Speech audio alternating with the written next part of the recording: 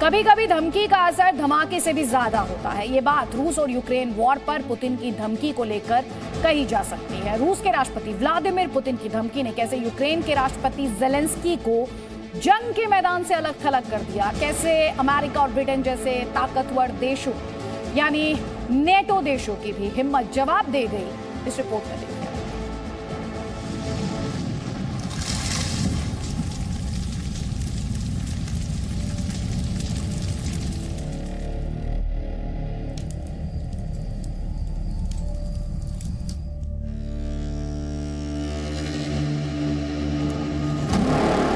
Putin की धमकी के आगे दुनिया बेबस। रूस और यूक्रेन की जंग में पुतिन के धमाके का असर तो हर तरफ दिख रहा है, लेकिन आज हम आपको दिखाएंगे कैसे पुतिन की धमकी धमाके से भी असरदार साबित हो रही है।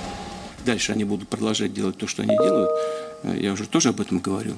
Они ставят вообще под вопрос будущность украинской государственности.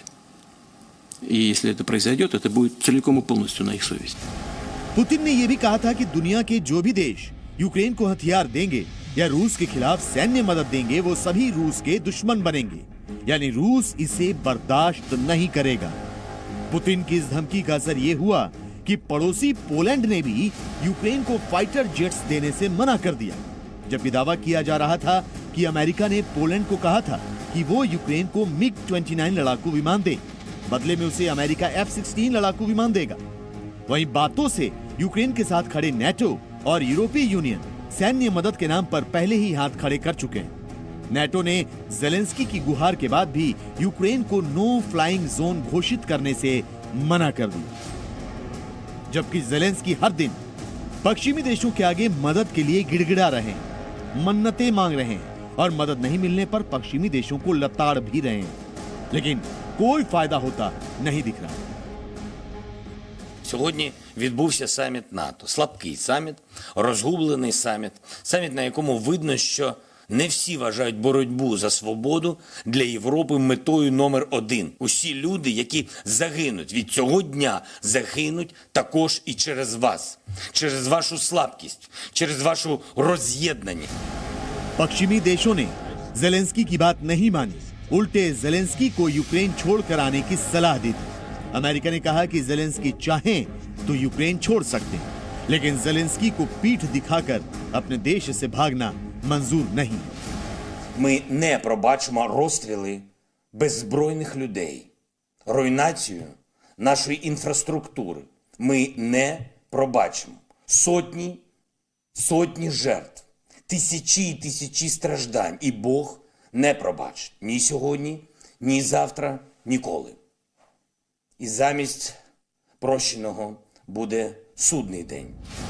जहां तक पुतिन का सवाल है, तो उन्होंने पश्चिमी देशों को यह भी बता दिया है कि अगर उन्होंने रूस को तबाह करने जैसा कदम उठाया तो रूस परमाणु हमले से चूकेगा नहीं। पुतिन का दावा है कि यूक्रेन परमाणु हथियार बनाने की कोशिश में है और पश्चिमी देश उसकी मदद कर रहे हैं और रूस की लड़ाई सिर्फ अपना अस्तित्व बचाने के लिए है।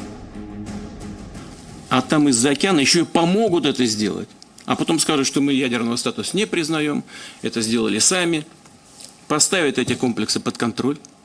И с этой секунды, вот с этой самой секунды, судьба России будет совсем иной. Потому что тогда нашим противникам стратегическим и не нужно даже иметь баллистические ракеты межконтинентальной дальности. Вот здесь прямо будут держать нас на мушке, на ядерном, и все. Но как же мы можем пройти мимо всего этого? Активнее говорить о том, что Украину примут в НАТО. पश्चिमी देशों को लेकर पुतिन कितनी दूर तक सोचते हैं, ये बात उनके बयान को सुनकर ही आप समझ गए होंगे। अब सवाल है कि पश्चिमी देश क्या करेंगे? ज़ेलेंस्की को इसी तरह मरने के लिए छोड़ देंगे या फिर पुतिन की शर्तें मानने के लिए ज़ेलेंस्की को तैयार करेंगे? जो भी हो, अब तय अमेरिका और यूक्रेन को करना है। पुतिन तो पहले से तय कर चुके हैं। Bureau report, ji media. Presenting B News app, available on Google Play and App Store. Download it now.